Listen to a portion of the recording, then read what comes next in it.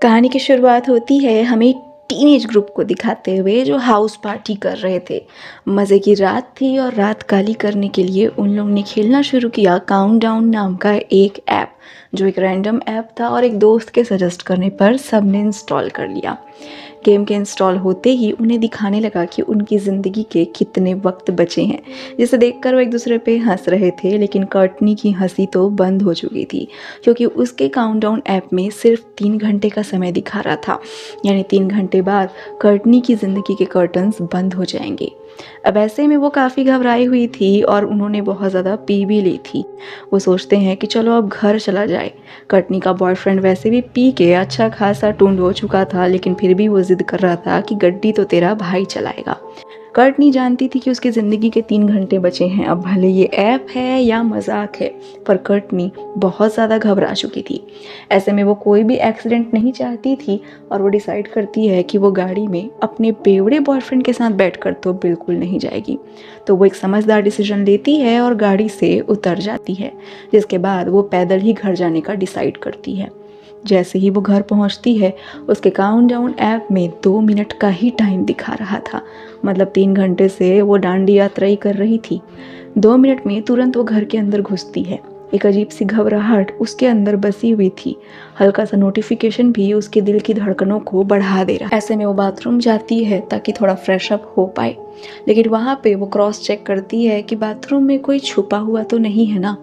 ऐसे ही काउंटडाउन घटते जा रहा था और अगले ही पल एक अनजानी ताकत कोटनी को छत की तरफ खींच लेती है, जिसके बाद कमरे में सिर्फ कोटनी की चीखें सुनाई देती है। जैसे ही काउंटडाउन होता है 3, 2, 1, कर्टनी की डेड बॉडी ज़मीन पर पटका जाती है, जो हमें दिखाता है कि काउंटडाउन नाम का ये ऐप इन लोगों ने जो इंस्टॉल किया था कोई मजाक नहीं था। सच में इन्होंने एक खतरनाक ऐप इंस्टॉल कर लिया है, जो सही में इनके ज़िंदगी के बचे हुए समय को दिखा रहा है।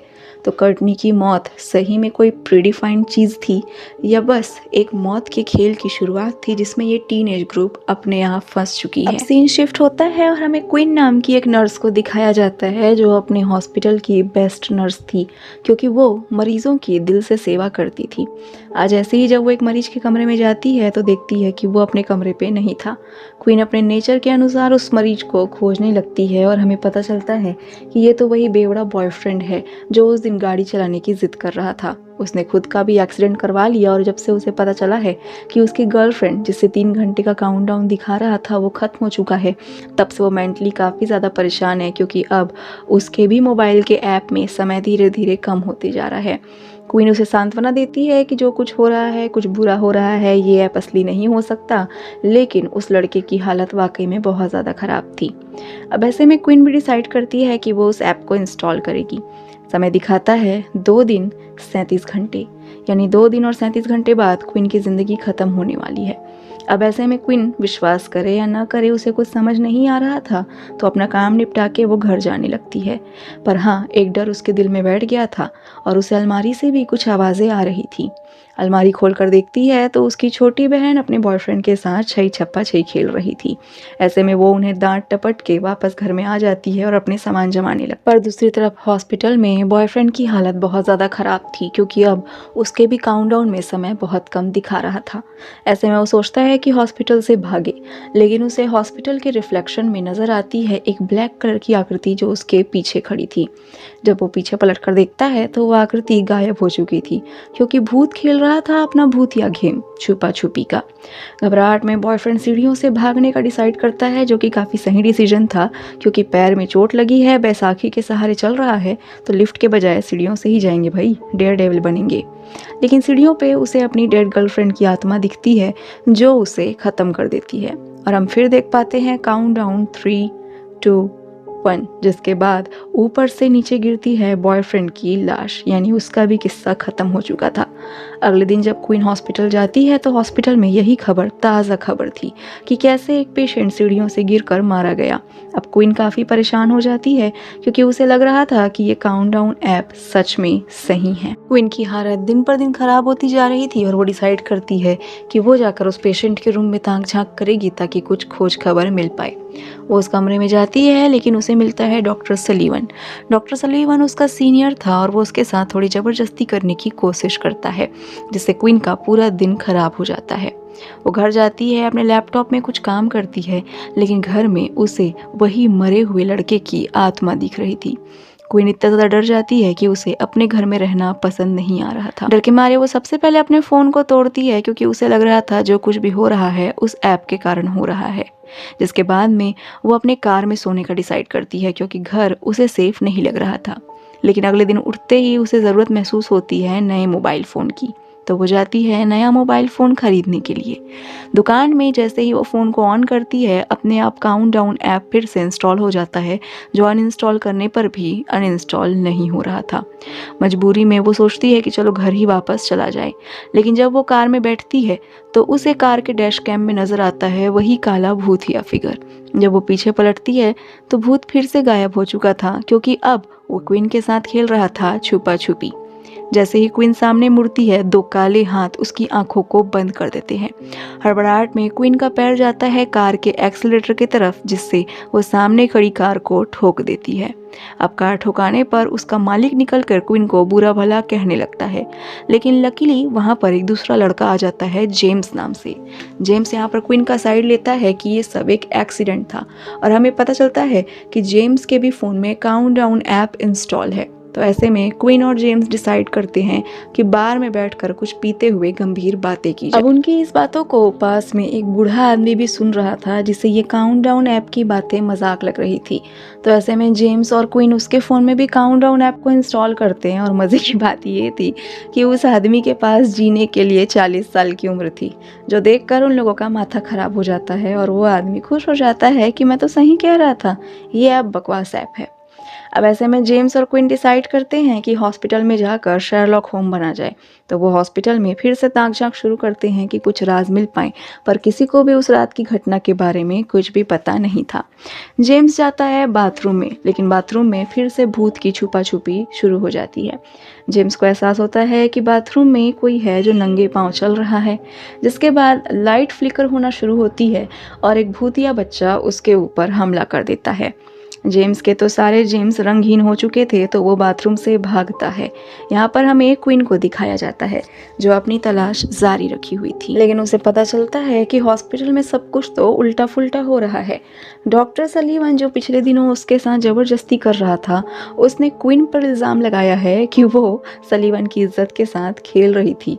तो हॉस्पिटल वाले कन्फेशन के लिए क्वीन को बुलाते हैं, लेकिन क्वीन सीधा सीधा कह देती है कि ये तो डॉक्टर सलीवन उसे फंसाने की कोशिश कर रहा है। खैर, ये सब सुनने में बाकी डॉक्टर्स को कोई इंटरेस्ट नहीं था, क्योंकि सलीवन था बड़ा डॉक्टर और क्वीन थी छोटी डॉक्टर। तो ऐसे में सलीवन को रखना उनके हॉस्पिटल की रेपुटेशन के लिए काफी सही रहेगा। खैर, यहाँ का मामला सलटा के जेम्स और क्वीन जाते हैं एक प्रीस्ट के पास, जो प्रीस्ट उन्हें बताता है ओजेन नाम के एक डीमन के बारे में, जो इंसानों से कॉन्ट्रैक्ट करके उनकी जिंदगी को छीन लिया करता था।